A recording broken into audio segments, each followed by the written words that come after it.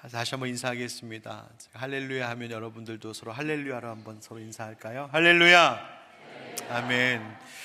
여러분, 하늘빛 광성교회가 창립 11주년을 맞이했습니다. 특별히 1월 25일 날 창립 예배를 드렸었기 때문에 오늘 정확하게 딱 11년이 되는 날입니다.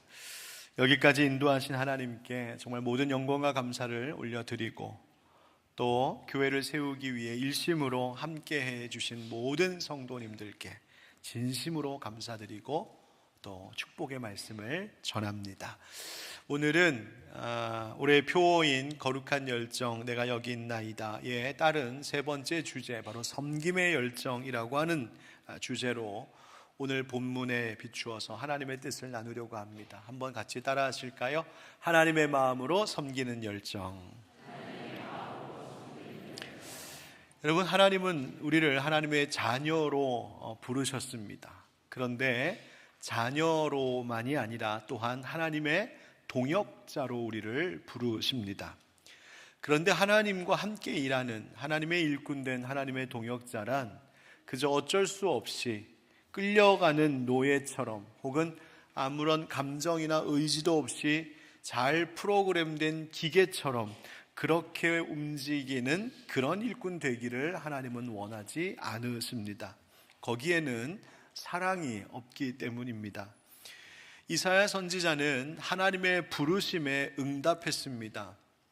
이사야 선지자를 부르실 때 하나님께서 이사야 6장 8절에 보니까 내가 누구를 보내며 누가 우리를 위하여 갈꼬 라고 하는 음성을 이사야로 하여금 듣게 하십니다. 그때에 이사야가 응답하기를 내가 여기 있나이다, 나를 보내소서라고 하나님 앞에 자원하며 응답하죠.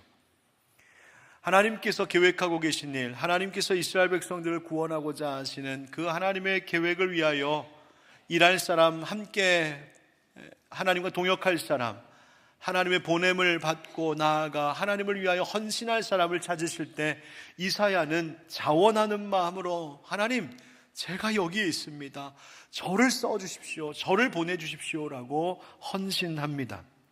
어떻게 이사야는 그럴 수 있었을까? 그것은 이사야의 가슴 속에 하나님의 마음이 부어졌기 때문입니다. 다른 말로 하면 하나님이 어떤 마음을 가지고 계신지 그가 그 하나님의 마음에 공감했다는 뜻입니다. 유대인 학자 중에 아브라함 헤셀이라고 하는 정말 탁월한 학자가 한 분 계신데, 그분이 쓰신 책 가운데 예언자들이라고 하는 제목의 책을 보면 거기에 하나님의 정념이라고 하는 개념이 나옵니다. 하나님의 정념이라고 하는 말은 영어로 하면 패션, 열정이라고 하는 말이고요, 그것을 파토스라고 이야기하죠. 패션 혹은 파토스라고 하는 단어는 공통된 라틴어 어원을 가지고 있는데 바로 파시오라고 하는 동사입니다. 파시오라고 하는 동사는 어떤 의미냐면 어떤 일을 겪다, 당하다, 그런 뜻입니다. 외부의 어떤 것이 나를 잡아 흔든다라고 하는 의미입니다. 바로 열정이라고 하는 것이 그런 의미랍니다. 열정, 패션, 파토스, 하나님의 정념이라고 표현되는 이 열정은 내가 어떤 것에 완전히 붙들려서 마치 그것에 내가 당하듯이 거기에 완전히 사로잡혀 있는 그 상태를 의미합니다. 어떤 누군가에 의하여서, 다른 무엇인가에 의해서 내가 완전히 그것에 몰입되고 열중하게 된 상태를 바로 열정을 가진 상태라고 말하는 겁니다. 하나님이 그런 열정을 가지셨답니다. 하나님의 파토스. 하나님 도대체 어떤 열정을 가지셨을까? 하나님은 하나님이 지으신 이 백성들을 사랑하는 일에 열정을 가지셨습니다. 비록 그들이 하나님과 앞에 불순종하고 대적하여 저들이 하나님의 진노를 피할 수 없는 자들이었지만, 그러나 하나님은 그 심판 후에도 그들을 구원하시고 회복시키실 일을 준비하고 계신 그 하나님의 뜨거운 회복의 열정, 구원의 열정, 사랑의 열정을 가지셨던 분이 우리 하나님이십니다. 그런데 그 하나님의 파토스, 하나님의 열정, 하나님의 정념이 바로 이사야라고 하는 그에게 부어졌습니다. 하나님, 내가 여기 있습니다, 나를 보내주십시오. 하나님의 그 열정이 때로는 사랑으로 나타나기도 하고 때로는 엄하신 진노로 나타나기도 하고 때로는 긍휼과 용서로 나타나기도 하는데, 바로 그 하나님의 뜨거운 마음이 부어진 자들을 성경은 예언자 혹은 선지자라고 말하는 것입니다. 여러분, 하나님께서 그 열정을 가지신 일을 어떻게 이루어 가셨습니까? 바로 이 땅에 그의 아들이신 예수 그리스도를 보내주시는 일로 그 열정 있는 일을 행하셨습니다. 예수님께서 이 땅에 오신 목적이 뭐라고 하셨습니까? 나는 섬김을 받으러 온 것이 아니고 섬기러 왔다고 예수님 말씀하시죠. 즉, 예수님께서 이 땅에 오신 예수님의 열정은 우리를 사랑하셔서 우리를 위하여 희생하시는 섬김의 열정이었고, 그것은 결국 하나님 아버지의 열정이었습니다. 하나님의 파토스, 하나님의 정념, 하나님의 열정이란 다름이 아닌 당신이 지으신 이 피조물 우리들을 위하여서 창조주이신 그분이 우리를 섬기시겠다고 하는 그 마음이 하나님의 마음이었습니다. 따라서 거룩한 열정, 내가 하나님의 열정으로 살겠습니다라고 하는 성도들과 교회들에는 무엇이 있어야 하는가? 바로 섬기는 그 마음이 있어야 합니다. 오늘 우리에게도 예수님의 섬김의 열정이, 하나님이 우리를 섬겨주신 그 뜨거운 마음이 부어지는 은혜가 있기를 주의 이름으로 축복합니다.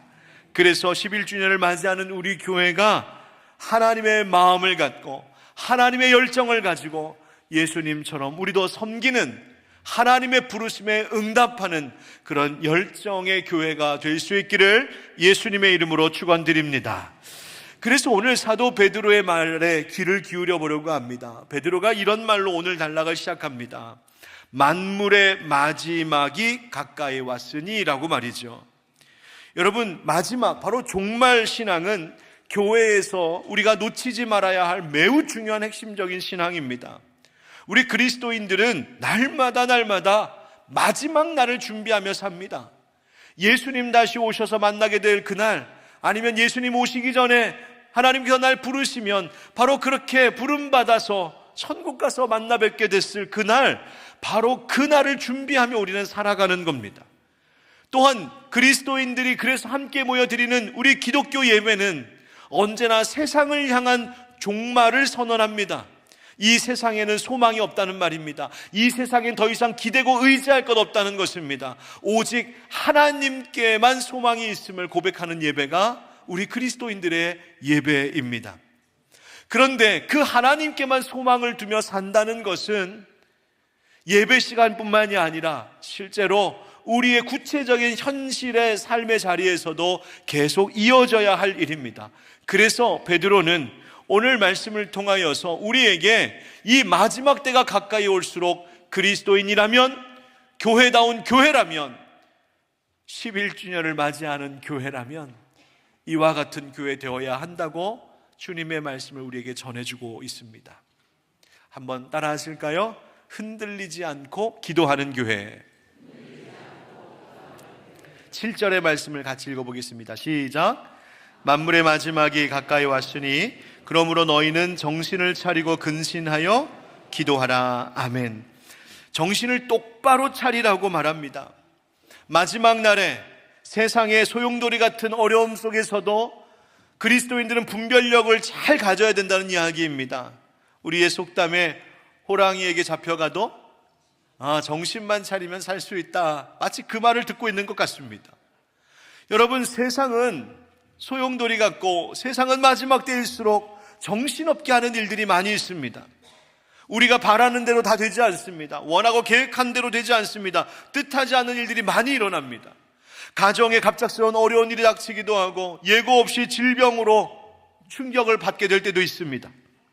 부부와 가족들 사이에 갈등과 불화가 일어나기도 하고, 자녀들과 좋았던 사이가 갑자기 틀어져 어려워지기도 하고, 자녀들이 방황하고 시련을 겪기도 합니다.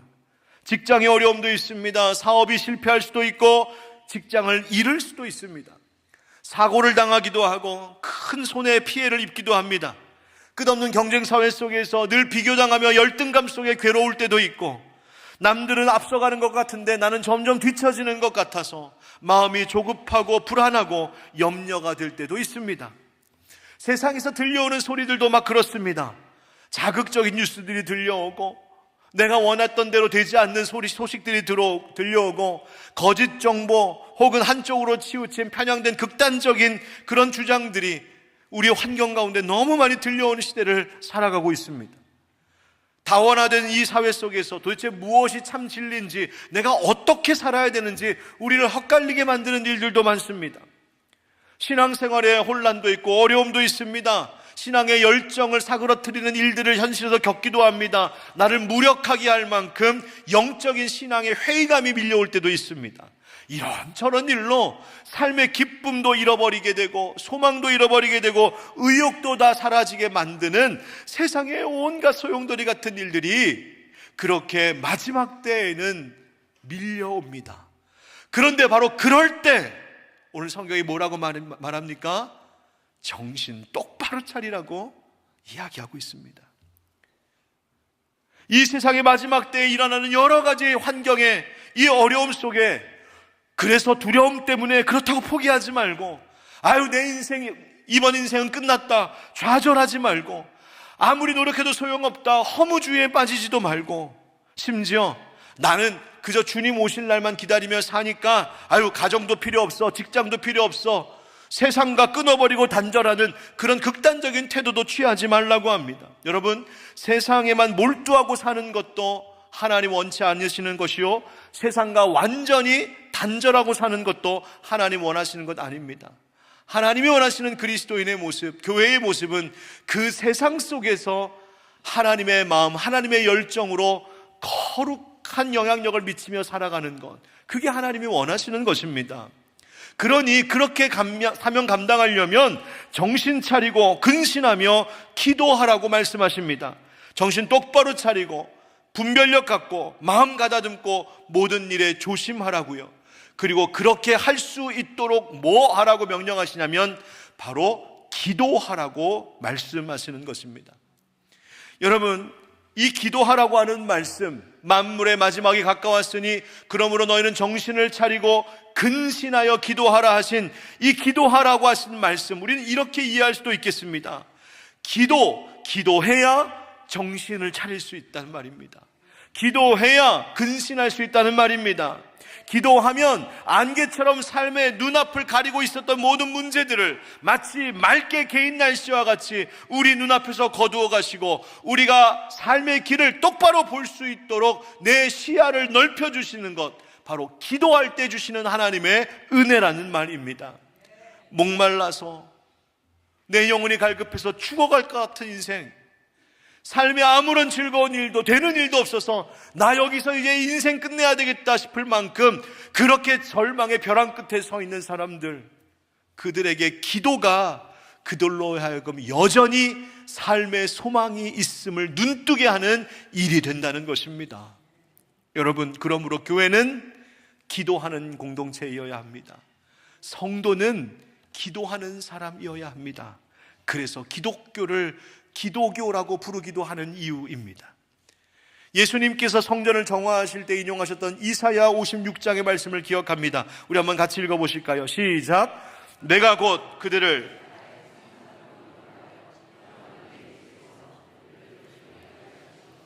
그들의 번제와 희생을 나의 제단에서 기꺼이 받게 되리니 이는 내 집은 만민이 기도하는 집이라 일컬음이 될 것이라. 아멘. 여러분, 교회는, 하나님의 집은 기도하는 집이랍니다.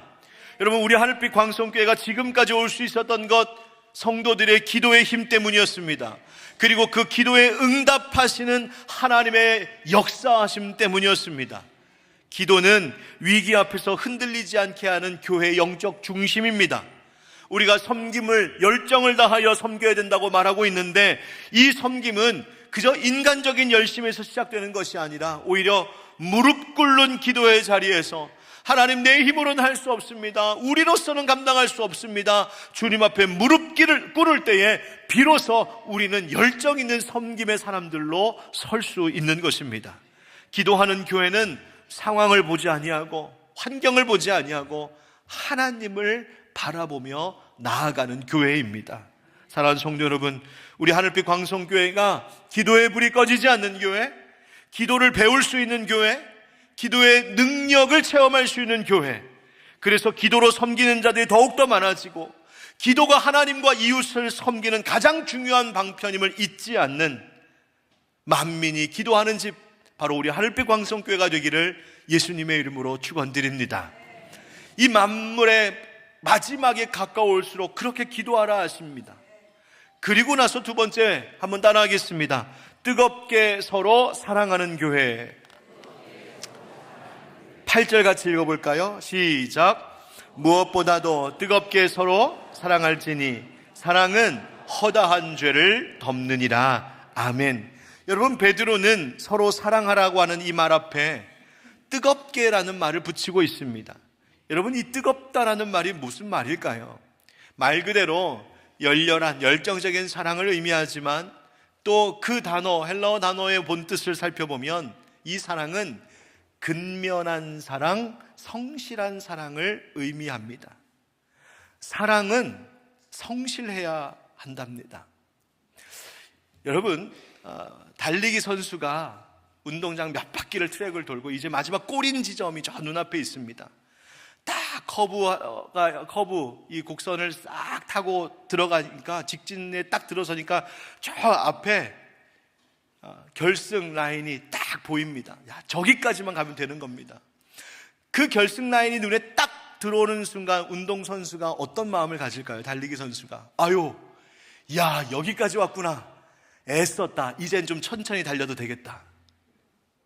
아이고, 야, 여기까지 온 것만 해도 얼마나 잘했어. 야, 이제 그만 달리자, 이제 멈추자 여기서. 여러분, 그렇게 하면 그 선수가 제정신인 선수입니까? 아니죠. 오히려 결승 지점이 딱 보일 때 어떻게 합니까? 전력 질주합니다. 이제 얼마 남지 않았어. 끝까지 전력 질주하는 것이 제대로 된 선수입니다. 사랑은 그렇게 하는 것이랍니다. 뜨거운 사랑이라는 말은 내가 할 만큼 이제 다 했다 해서 그만두는 것 아닙니다. 이 정도 내가 그 사람을 사랑해주고, 이 정도 내가 교회를 사랑했고, 이 정도 했으면 내 할 몫 다 했다, 그러면서 중단하는 것, 뜨거운 사랑 아니랍니다. 이래서 힘들고 저래서 어려워서 나는 더 이상 사랑하지 못하겠습니다, 난 더 이상 섬기지 못하겠습니다, 뜨거운 사랑은 그런 핑계와 변명을 대지 않는답니다. 뜨거운 사랑은 말로만 사랑하지 않습니다. 뜨거운 사랑은 성실하게, 근면하게, 끝까지 진실과 행함으로 섬기는 사랑입니다. 그런데 세상은 점점 그런 사랑을 잃어가고 있습니다. 뜨거운 사랑이라고 하는 말의 의미를 세상 사람들은 오용하고 있습니다. 그저 한순간 남녀가 뜨겁게 활활 타오르는 그런 사랑, 격정적인 사랑, 자기 만족, 자기 즐거움을 위한 사랑, 육체적인 사랑, 내 유익을 계산하고 따지는 그런 사랑만 남아 있습니다. 여러분, 찬송가 503장 1절에 이런 찬양 아시죠? 세상 모두 사랑 없어 냉랭함을 아느냐, 곳곳마다 사랑 없어 탄식 소리일 뿐일세. 여러분, 이 찬양 가사가 100여 년 전에 지어진 찬양인데, 그 당시에도 이 찬송시를 쓰는 작사가가 그 당시 세상을 보면서, 거리를 보면서 사랑이 없구나, 사랑이 없구나 탄식했는데, 여러분, 그로부터 100여 년이 지난 지금 이 세상의 모습은 어떨까요? 진짜 뜨거운 사랑, 열정적인 사랑, 근면하고 성실한 그 사랑은 점점 사라지고 있는 것 같습니다. 여러분, 사랑이 필요한 시대입니다. 여러분, 혹시 외로움 팬데믹이라고 하는 말 들어보셨나요? 우리가 코로나 이후로 팬데믹이라는 단어도 알게 되고, 그 다음 팬데믹이라는 말만 들어도 막 힘들어 그랬던 기억이 있는데, 여러분, 요즘 이 시대는 외로움 팬데믹이랍니다. 작년 2025년에 발표된 WHO 사회적 연결이라고 하는 제목의 보고서에 의하면 오늘날 현대인들이 외로움을 겪는 심각성이 치명적이랍니다. 세계적으로 전 인구의 약 17%, 계산해보면 한 6명 중에 1명 정도는 너무너무 심각한 외로움을 느끼며 산답니다. 그 외로움과 사회적 고립이 건강에 너무 큰 영향을 미쳐서 매년 세계적으로 약 87만 명이 이 외로움과 고독함 속에 죽어간답니다. 계산해보면 시간마다 한 시간에 100명 정도가 세상의 무관심 속에 생을 마감하는 겁니다. 오늘날 디지털 기기가 익숙해져서 핸드폰 화면만 들여다보느라 서로 함께 정서적으로 교감하는 일, 서로 마음을 나누고 함께 사랑하는, 돌보는 일이 사라진 이 시대의 안타까운 현상이라고 진단하고 있습니다. 우리나라도 다르지 않습니다. 우리나라 고독사로 사망한 자의 수가 연간 3,900여 명, 최고치를 기록하고 있답니다. 매년 7% 이상씩 늘어나고 있답니다. 그런데 여러분, 이렇게 사랑이 사라진, 외로운 사람들이 많아진 이 일이 이상하지 않은 것은 예수님이 그런 세상이 올 것이라고 이미 말씀해 주셨기 때문입니다. 마태복음 24장 말씀 중에 12절만 보면 불법이 성함으로 많은 사람의 사랑이 식어지리라. 서로를 향한 사랑이 식어가고 그저 나만 사랑하는 마음, 세상 것, 물질과 세상의 즐거움만 사랑하는 그런 마음만 점점 더 커져가고 있는 이 시대, 이런 세상 속에서, 이런 시대 속에서 과연 우리 하늘빛 광성교회는 어떤 교회이어야 할까? 우리 하늘빛 광성교회 성도들은 어떤 성도들이어야 될까? 성경은 우리에게 말합니다. 뜨겁게 사랑하라고 말입니다. 성실하게 사랑하고 꾸준히 사랑하고 끝까지 사랑하라고 말입니다. 사랑이라는 말이 너무나 귀합니다. 어떤 NGO 단체의 홍보 영상물을 우연히 보게 되었는데 거기에는 어느 한 작은 교회의 사모님의 고백이 담겨져 있었습니다. 시골 교회에서 아무도 오지 않는 예배당, 목사님과 사모님이 두 분이 외롭게 예배를 드리곤 했는데, 그러다가 동네 어느 한 할머니가 이 교회에 나오기 시작하셨답니다. 할머니의 영혼 가운데 믿음이 들어가자 이 할머니가 변하는데 얼마나 그 변화가 놀랍고 아름다운지 그 사모님 간증이, 저는 그때 100명의 성도가 부럽지 않았습니다. 여러분, 한 영혼이 변화될 때의 그 기쁨은 이루 말로 다할 수 없습니다. 그런 고백을 합니다. 그런데 그렇게 교회가 조금씩 세워져 갈 때에 안타깝게도 교회 예배당에 불이 났습니다.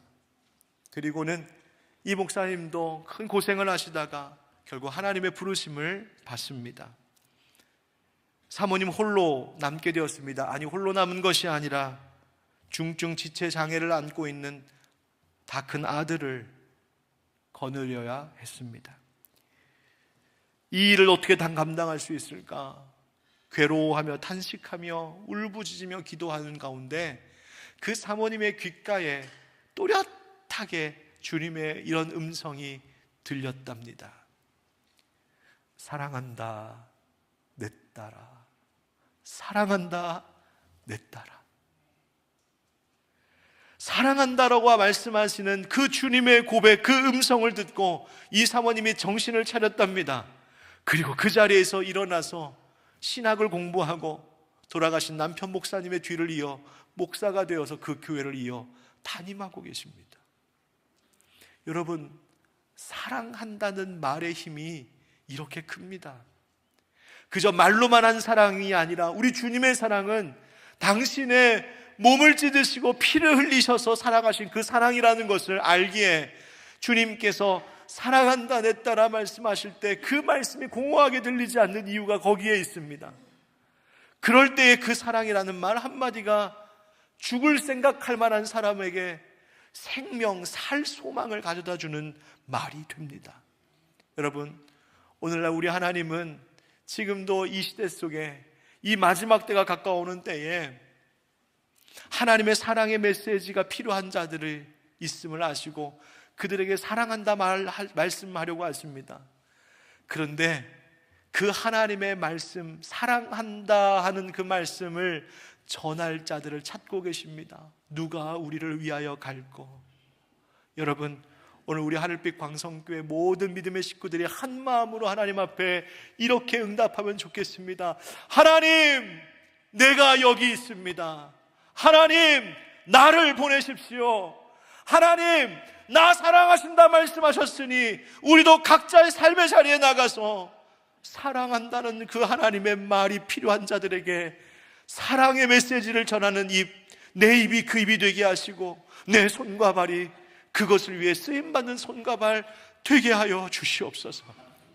여러분, 우리 하늘빛 광성교회가 그런 교회 되기를 원합니다. 뜨거운 사랑은 허다한 죄를 덮는답니다. 그냥 모른 척하고 덮어두고 외면하는 것이 아니라 이 말의 의미는 적극적으로 그 잘못과 허물을 용서함을 의미합니다. 잠언 10장 12절 말씀에도 미움은 다툼을 일으켜도 사랑은 모든 허물을 가리느니라 말씀하고 계시죠. 여러분, 우리 하늘빛 광성교회가 예수 사랑으로 따뜻한 교회 되지 않은 이유가 바로 여기에 있습니다. 우리 하늘빛 광성교회 11주년을 맞이하기까지 올 수 있었던 것 사랑 때문입니다. 교회에 처음 기초를 닦을 때에도 성도들의 사랑 때문에 교회가 세워질 수 있었고, 교회가 자리 잡기까지 여러 혼란과 때로는 갈등과 아픔도 있었지만, 그러나 그때에도 성도들의 사랑이 교회를 지켰고, 어떤 일을 위하여서 우리 모두가 힘을 다 함께 모아야 했을 때에도 성도들의 사랑으로 그 일들을 감당할 수 있었습니다. 여러분, 이제 우리 하늘빛 광성교회가 더욱더 사랑으로 서로를 보듬어주는 뜨거운 사랑의 교회가 되기를 주의 이름으로 축복합니다. 목장 안에서, 남선교회, 여전도회와 같은 자치회 안에서 여러분 함께 봉사하시는 팀과 부서 안에서 그 뜨거운 사랑이 체험되기를, 목회자가 성도들을 바라볼 때에도, 성도들이 목회자들을 바라볼 때에도 차가운 시선이 아니라 뜨거운 사랑의 눈빛으로 바라보는 우리 교회가 되기를 주의 이름으로 축복합니다. 그래서 어느 누구든 우리 하늘빛 광성교회에 오면 내가 찾던 사랑이 여기에 있군요, 추운 날씨 같은 이 세상의 어려움 속에서 내가 진짜 뜨거운 사랑 찾고 있었는데 그 사랑이 여기에 있군요, 그렇게 기뻐하며 고백하며 간증하는 그 소리를 우리가 듣게 된다면 우리 하나님 얼마나 기뻐하실까 생각하게 됩니다. 사랑하는 우리 하늘빛 광성교회 여러분, 교회는 완벽한 사람들의 모임이 아니라 사랑으로 서로를 지켜주는 공동체입니다.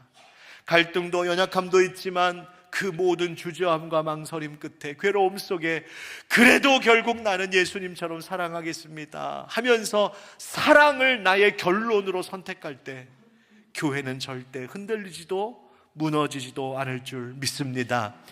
세 번째, 어떤 교회여야 될까? 따라합시다. 불평 없이 서로 대접하는 교회. 9절에 서로 대접하기를 원망 없이 하라 합니다. 여러분, 베드로 당시에 그리스도인들이 핍박을 많이 받던 그 당시 이 기독교인들은 여기저기 쫓겨다니며 살아야 했습니다. 가진 것도 없습니다. 복음을 전하는 순회 전도자들은 재산도 없이 가진 것도 없이 이곳저곳을 다니면서 복음 전했습니다. 요즘 같은 좋은 숙박시설이 있는 것도 아니고 물질도 없었고 가난했고 어딜 가든 오히려 위험만 도사리고 있을 때에 교회가 가져야 할 중요한 사명, 바로 그와 같은 나그네들을 섬기고 대접하는 것이었습니다. 여러분, 그런데 섬김에는 늘 수고가 따릅니다. 내 시간과 내 물질을 내어주는 일이기 때문입니다. 그런데 그 수고가 쌓이다 보면 그 수고, 섬김의 수고, 대접함의 수고 옆에 원망과 불평이라는 찌꺼기가 끼기 시작합니다. 그래서 베드로는 이 권면에 중요한 조건을 하나 붙이지요. 원망 없이 하라고요. 서로 대접하라. 그런데 원망 없이 해야 된다. 서로 사랑하고 서로를 잘 섬겨줘라. 그런데 불평 없이 해야 된다 하는 말입니다. 여러분, 누군가를 대접하고 누군가를 섬길 때에는 진심으로 하셔야 됩니다. 예수님은 어느 정도로 말씀하셨냐면, 누군가에게 베풀고 나눌 때에 내게 다시 갚을 능력이 없는 자들을 사랑하고 섬기고 그들에게 나누고 섬기라 했습니다. 베풀라 하셨습니다. 왜?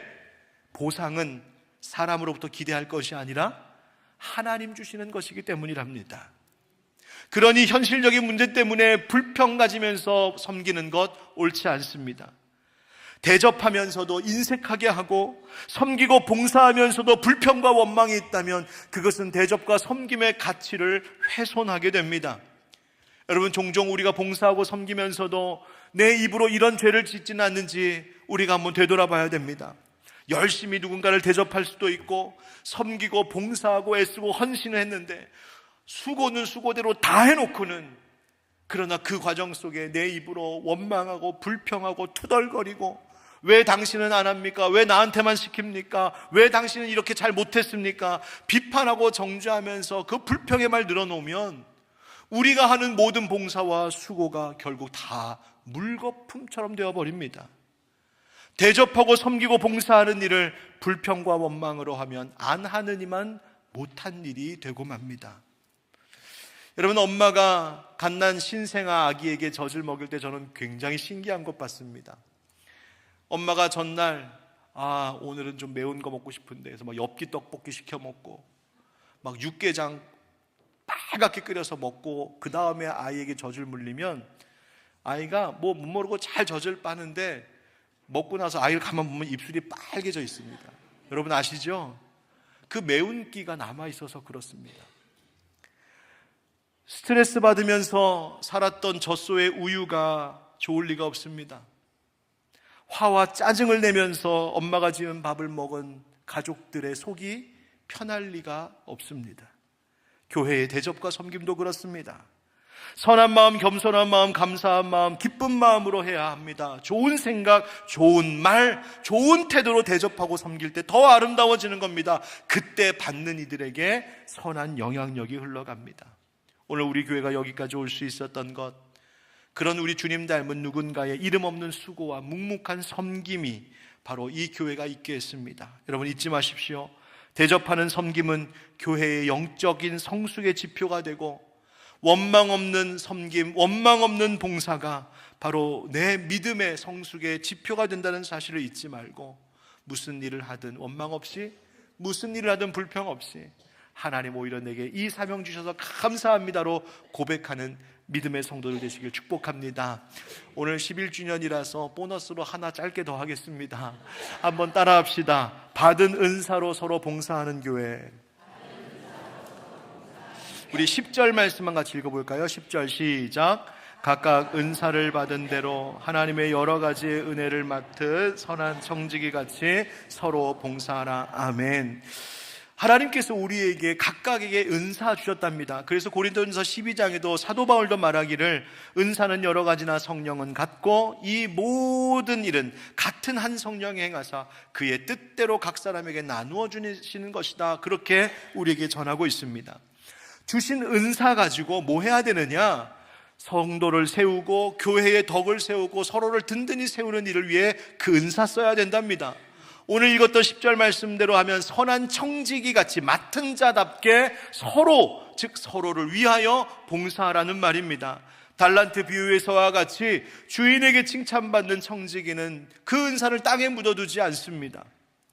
11절 말씀에 보니까 말씀을 전하는 직무를 맡은 자도 있고 봉사하는 직무를 맡은 자도 있는데, 말씀을 전하는 자는 말할 때에 자기 말로 하지 말고 하나님 주신 말씀 전해야 된다고 이야기하고 있고, 또 여러 가지 다양한 봉사의 일을 할 때에 그 일 할 때에도 자기 힘, 자기 실력, 자기 주장, 자기 경험, 자기 지식으로 하는 것이 아니라 하나님 주시는 힘으로 해야 된다고 베드로는 우리에게 권면합니다.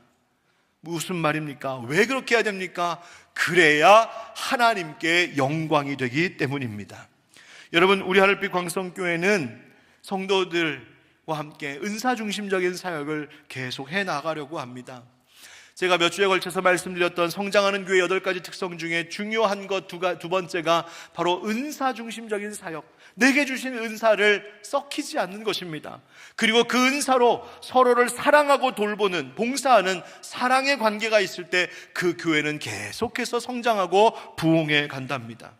사랑하는 성도 여러분, 우리가 하나님의 뜻대로 하나님이 원하시는 방법대로 일해야 될 것인데, 바로 그것은 내게 주신 은사를 썩히지 않고 그 은사대로 우리가 섬기고 봉사하는 것입니다. 여러분, 교회는 몇 사람의 능력만으로 세워지지 않습니다. 각 사람에게 주신 은사를 잘 쓸 때 건강하게 교회는 세워집니다. 그러니 여러분, 우리 교회가 더욱 이와 같이 성령께서 우리 각자에게 주신 은사가 무엇인지를 깨닫고 그것을 가지고 함께 다양성 속에서도 그 일치함을, 조화로움을 마치 그 아카펠라의 노래와 같이 아름다운 하모니를 이루어서 우리가 함께 주님 보시기에 좋은 교회, 교회다운 교회, 칭찬받는 교회 이루어가기를 축복합니다. 지난주 중에 대화 노인 종합복지관에서 직원들 몇 분이 저를 찾아왔습니다. 목사님, 감사 인사드리려고 왔습니다. 아니, 뭘 그렇게 감사하십니까?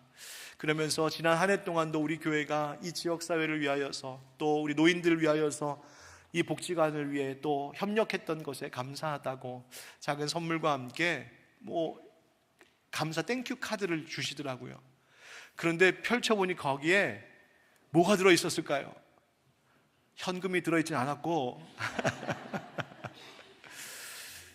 직원이 손글씨로 편지를 써준 거예요. 저한테 손글씨로 직원이.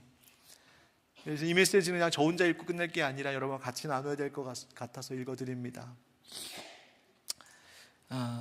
지난 한 해 보내주신 소중한 나눔은 취약 어르신들의 일상을 지탱하는 온기가 되었습니다.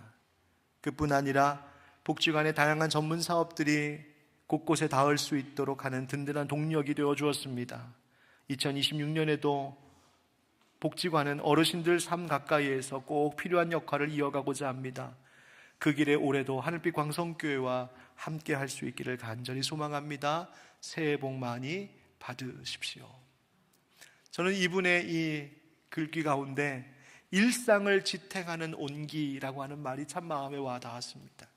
이 지역사회에 하루하루의 일상조차 버텨내기 어려울 만큼 힘겹게 살아가는 이들, 외롭게 살아가는 이들, 지쳐있는 이들이 얼마나 많은지, 어르신들, 노인들뿐만 아니라 외국인 거주민들, 외국인 노동자들, 다문화 가정들, 병약한 분들, 방황하고 있는 우리 10대 청소년들, 갈 곳이 없는 아이들, 너무나 힘들고 어려운 이들이 많은데 그 일상을 지탱케 해주는 온기가 필요하다는 겁니다.